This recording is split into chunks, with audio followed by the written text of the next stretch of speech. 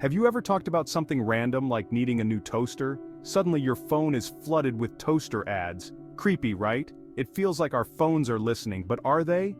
The truth is more complicated than you might think. This isn't just paranoia. Many people have experienced this phenomenon.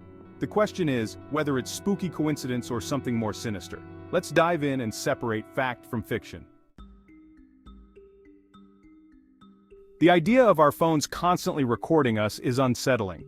Many people have experienced moments where they feel their devices are listening in on their private conversations.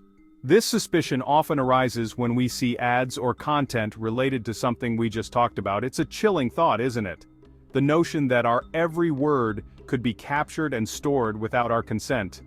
The good news is, there's no solid evidence to suggest this is happening on a mass scale. Experts in cybersecurity have conducted numerous studies and investigations, and so far, they have not found conclusive proof that our phones are constantly eavesdropping on us. This should provide some comfort, knowing that the technology isn't designed to invade our privacy in such a pervasive manner. Voice assistants like Siri and Google Assistant need specific activation phrases. These phrases, such as "Hey Siri" or "OK Google," are designed to trigger the assistant to start listening. Without these specific commands, the assistants are supposed to remain inactive, ensuring that they only respond when we want them to. They aren't designed to record everything we say. The technology behind these assistants is sophisticated, aiming to provide convenience without compromising our privacy. They are programmed to recognize only the activation phrases and then respond to our queries or commands. This selective listening is a key feature meant to protect user privacy. However, there have been instances of accidental activations. Sometimes the assistants can misinterpret background noise or conversations, thinking they heard the activation phrase. This can lead to unintended recordings, which understandably raises concerns among users. Sometimes these assistants misinterpret words and start recording unintentionally. This can be frustrating and alarming, especially if sensitive information is captured. It's important to be aware of these possibilities and take steps to minimize accidental activations, such as adjusting the sensitivity settings on your device. Plus, whistleblower accounts have raised concerns about data collection practices in the past. These revelations have shed light on how some companies might handle user data, sometimes in ways that are not fully transparent. This has led to increased scrutiny and calls for better data protection measures. While these incidents don't prove constant surveillance, they highlight the potential for misuse. It's crucial for users to stay informed about their device settings and the privacy policies of the services they use. By being proactive, we can better protect our personal information and ensure that our devices serve us without compromising our privacy. Even if our phones aren't always listening, they are always watching, in a way. Every interaction we have with our devices leaves a digital footprint. From the moment we unlock our phones to the second we put them down, data is being collected. This data is not just limited to our online activities but extends to our offline behaviors as well. Every tap, swipe, and search contributes to a detailed digital profile. Each action we take, no matter how small, adds another piece to the puzzle. This profile can reveal our preferences, habits, and even predict our future actions. It's like a diary that we didn't know we were writing, one that is constantly being updated with every digital move we make. This data isn't just about what we do on our phones, it's also about where we go and what we do offline. Our phones track our locations, noting the places we visit frequently and the routes we take. This information can be used to understand our daily routines, our favorite spots, and even our social interactions. It's a comprehensive record of our lives, both online and offline. Location tracking, app usage, and browsing history paint a comprehensive picture of our habits, interests, and even our future plans. The apps we use, the websites we visit, and the searches we make all contribute to this picture. This data can reveal our hobbies, our shopping preferences, and even our travel plans.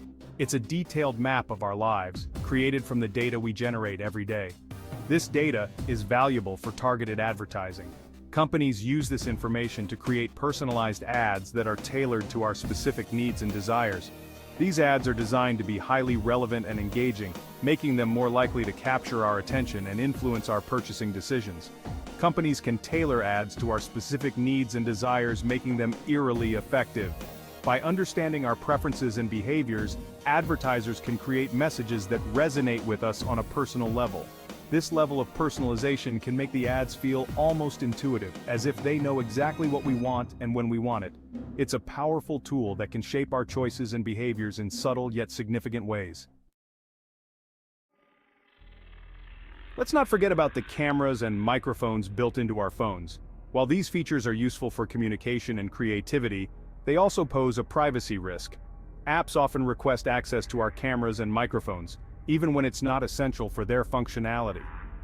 Have you ever wondered why a flashlight app needs access to your microphone? It's crucial to be mindful of the permissions we grant. Regularly review and revoke access for apps that don't need it. Section 5. The Privacy Paradox: How Tech Companies Walk a Fine Line. Tech companies often emphasize their commitment to user privacy. They implement privacy policies and security measures to protect our data. Yet they also rely on this data for revenue generation. It's a delicate balancing act. Targeted advertising is big business. Companies argue that personalized ads provide a better user experience. But is this a fair trade-off for our privacy? The debate continues, and the line between personalization and intrusion remains blurry. Section 6. A Glimmer of Hope: Privacy Laws and Regulations. Thankfully, there's been some progress in protecting user privacy. Regulations like GDPR in Europe and CCPA in California aim to give individuals more control over their data. These laws are a step in the right direction. However, there's still a long way to go. Enforcement can be challenging, and many loopholes need to be addressed. We need stronger global standards to ensure our digital privacy is respected. Section 7. Taking Back Control: Practical Tips for a More Private Digital Life. So, what can we do? In today's digital age, our personal information is constantly at risk. From social media platforms to online shopping sites, data collection is ubiquitous. It's easy to feel powerless in the face of pervasive data collection. The sheer volume of data being collected can be overwhelming, and it often feels like there's no way to escape it. But we're not entirely helpless. There are steps we can take to protect our privacy and regain some control over our digital lives. Here are some practical tips to reclaim your digital privacy. First, regularly review app permissions.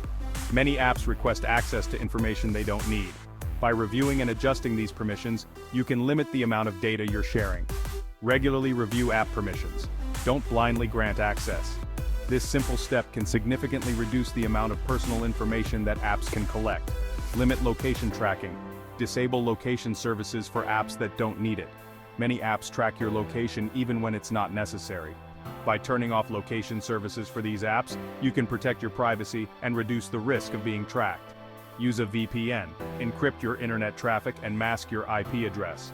A virtual private network, VPN, can help protect your online activities from prying eyes. It encrypts your internet connection, making it more difficult for others to track your online behavior. Be mindful of what you share online. Think twice before posting personal information. Social media platforms are a treasure trove of personal data. By being cautious about what you share, you can protect your privacy and reduce the risk of identity theft. Support privacy-focused companies and organizations. Vote with your wallet and your attention. By choosing to support companies that prioritize privacy, you can help promote a more privacy-conscious digital landscape. Look for apps and services that are transparent about their data practices and committed to protecting your information. Finally, take the time to read privacy policies. While they can be lengthy and complex, understanding how your data is being used is crucial. By staying informed, you can make better decisions about which services to use and how to protect your privacy. By following these tips, you can take back control of your digital life and protect your personal information. Remember, privacy is a right, and it's up to each of us to safeguard it. Section 8. The Future of Privacy: A Call for Awareness and Action. The digital landscape is constantly evolving. As technology advances, so too will the challenges to our privacy. It's crucial to stay informed, ask questions, and demand better from the companies we entrust with our data. Our phones are incredible tools, but they shouldn't come at the cost of our privacy. By being aware, taking action, and demanding change, we can create a future where technology empowers us without compromising our fundamental right to privacy.